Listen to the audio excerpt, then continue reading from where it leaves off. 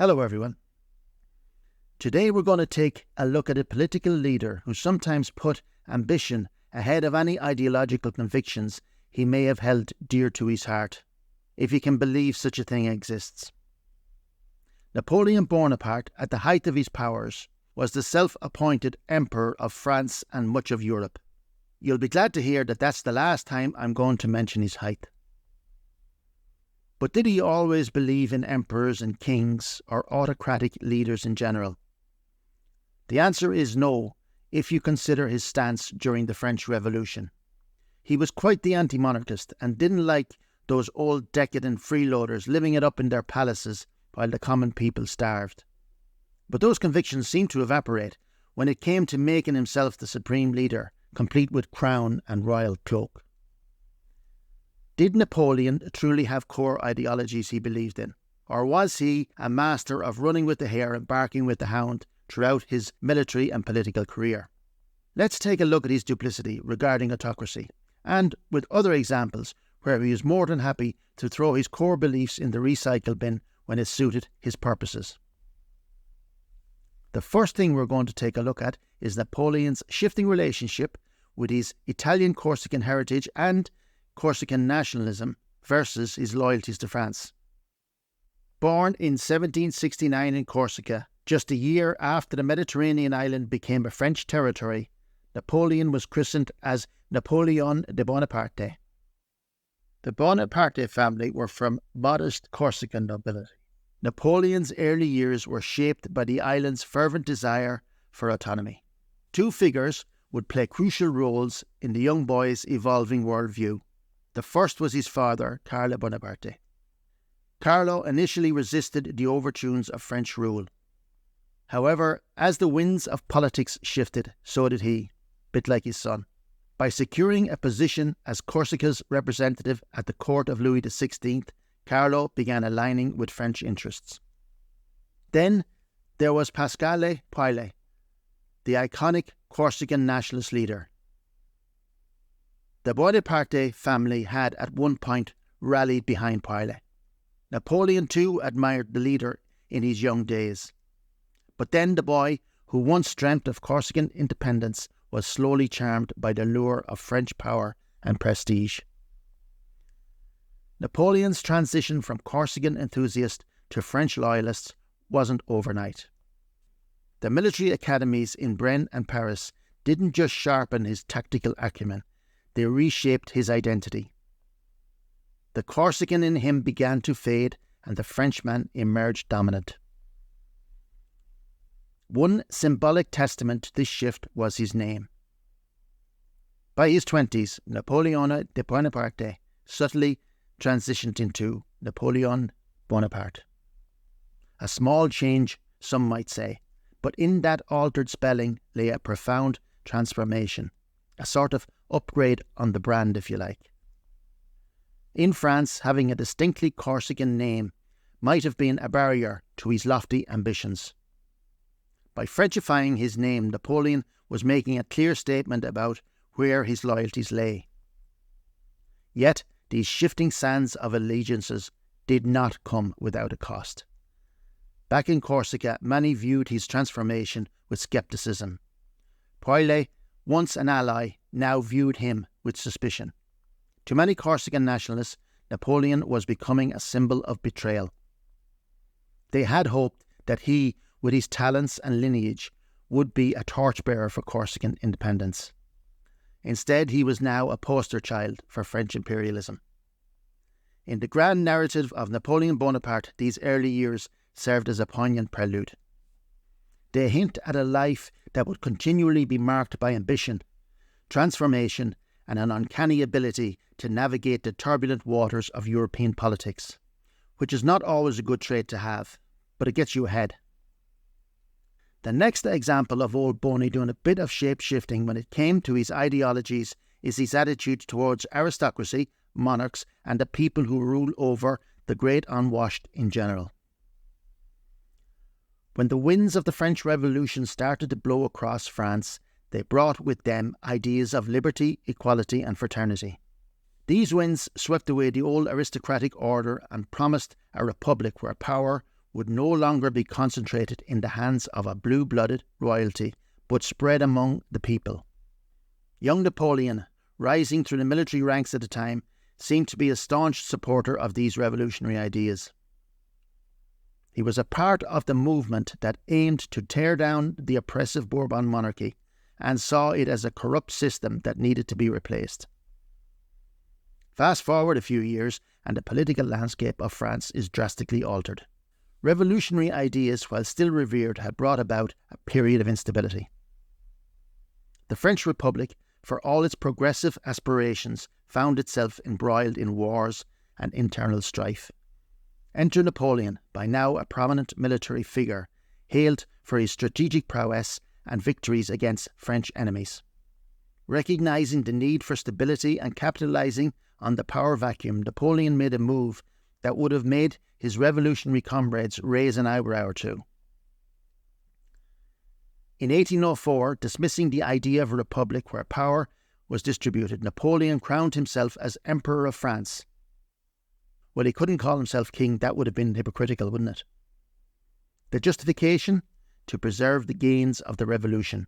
A noble sentiment, perhaps, but one that conveniently placed immense power back into the hands of a single autocratic figure, himself.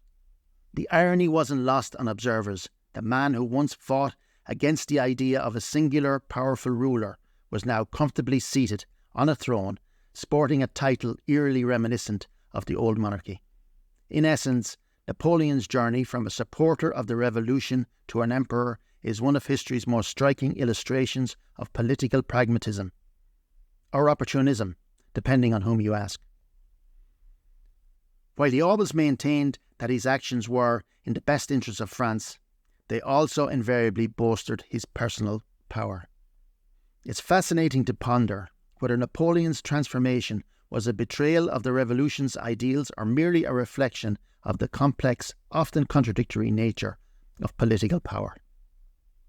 Either way, Napoleon's rise from revolutionary to emperor remains one of the most intriguing flip-flops in history.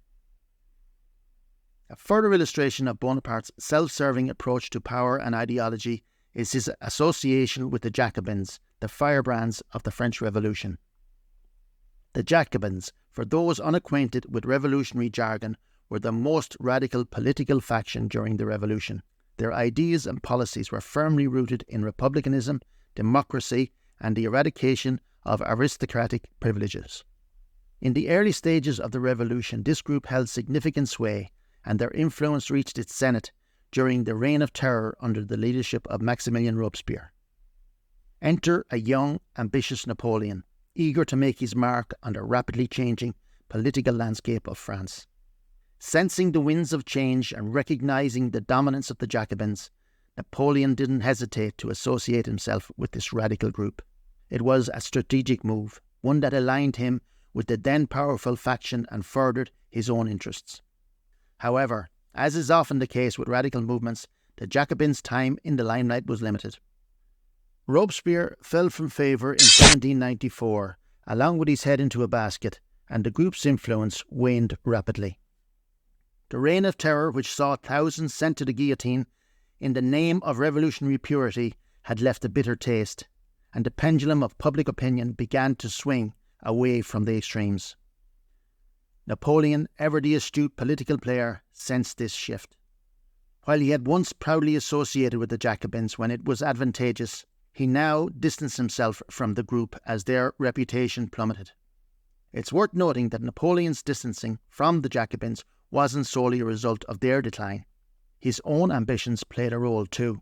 Aligning with a group known for its radicalism and its recent controversial history would have been a liability as he sought greater power and influence.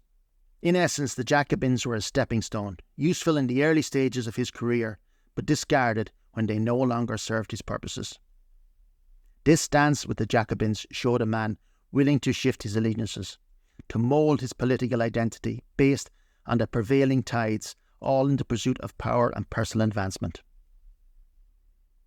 Another example of Napoleon's ideological fluidity is his approach to religion. In the turbulent aftermath of the French Revolution, the role of religion in society was in a state of flux. The revolutionaries, in their zeal to reshape society, embarked on a campaign of de-Christianization. They sought to reduce the influence of the Catholic Church, viewing it as a relic of the old regime and an impediment to the new republican order. This resulted in the closure of churches, the persecution of clergy, and the establishment of new revolutionary cults like the cult of the Supreme Being. However, as the dust began to settle and Napoleon rose to prominence, he viewed the situation through a different lens. Rather than seeing religion, as specifically the Catholic Church, as a threat, he saw it as a potential tool to consolidate power. The Catholic Church had deep roots in French society. By the time Napoleon took the helm, there was a palpable sense of nostalgia and a longing for the comforting routines and rituals of the Church. Recognizing this, Napoleon realized that restoring the Church's role could help bridge the chasm that the revolution had created in French society. The Concordat of 1801 was a masterstroke in this regard. By re-establishing relations with the Pope and recognizing Catholicism as the majority religion of France, Napoleon was not necessarily signaling personal piety or devotion. Instead, he was demonstrating an acute understanding of the socio-political landscape. The agreement ensured that the Church would not interfere with state affairs, while at the same time the clergy would be salaried by the state. In essence, Napoleon was co-opting the Church's influence for the benefit of his regime.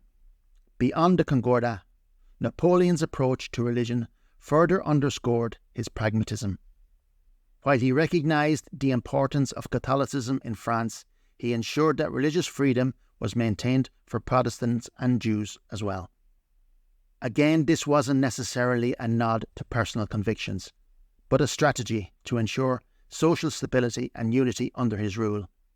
To sum up, Napoleon's relationship with religion provided a clear window into his modus operandum. For him, religion was less about personal faith and more about the calculus of power. By harnessing the Church's influence, he not only placated a significant section of French society, but also further entrenched his own position at the helm of the French state. Our last example of Napoleon not allowing his ideals to stand in the way of ambition and money is his policy towards slavery. The French Revolution, with its battle cry of liberty, equality, fraternity, had led to the abolition of slavery in 1794. The abolition was a momentous step forward, aligning with the revolutionary ideas that had torn down the old regime. However, by 1802, the winds of change steered by Napoleon's pragmatic approach to governance were blowing in a different direction. The French colonies, particularly in the Caribbean, had been economic powerhouses for France, especially the lucrative sugar plantations of Saint-Domingue, present-day Haiti. These plantations relied heavily on slave labour. With the abolition of slavery, productivity had declined, impacting the French economy. Napoleon's decision to reinstate slavery was not driven by his belief in the institution itself, but by cold, hard economics. His primary aim was to revitalise the French economy, and he believed that reintroducing slavery was a means to achieve that end. It's worth noting that his decision was met with immense resistance, notably in Saint-Domingue, where the enslaved population and the free people of colour had tasted freedom and had no intention of being shackled again. The ensuing Haitian Revolution, which culminated in the independence of Haiti in 1804, was a direct rebuke to Napoleon's policies. In the larger context of Napoleon's reign, the reinstatement of slavery is emblematic of his governing style. While he was capable of grand gestures that aligned with Enlightenment ideals, such as the Napoleonic Code, he was equally willing to abandon those principles if they conflicted with his broader objectives. Slavery, with its moral and ethical implications, was sacrificed at the altar of economic progress. However, the ripple effects of his decision were far-reaching. Not only did it tarnish his legacy in the eyes of many, but it also set back the cause of abolition in other parts of the world. I hope you enjoyed our look into the complex personality of Napoleon Bonaparte. Tune in next time for more historical tidbits. And if you enjoyed this look at one of Europe's most important and controversial leaders from the past, or have any thoughts, feelings, or raging opinions about Napoleon's ever-changing ideologies, do drop them in the comments. After all, what's history without a little debate? Cheers. Sante. Sláinte.